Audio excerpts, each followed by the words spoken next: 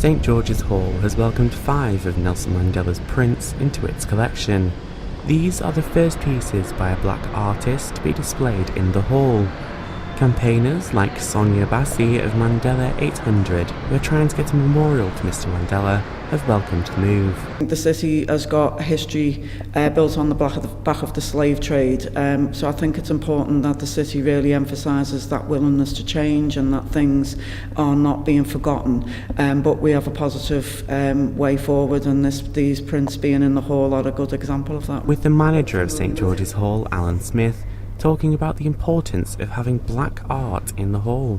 And also it's a great inclusion. What's quite nice is Nelson, when he chose the works, or did the works, or Mr Mandela, he actually chose hands, because he states actually in the works that hands can harm, but hands can also heal. And I think that's the same with art. Art is, nations are remembered for the wars and the art they produced, basically. So if you go back to Romans, it's always about the wars they fought or the art they produced. And this is similar now. So to have a black narrative and other disenfranchised organisations actually being represented in the hall is a massive step forward.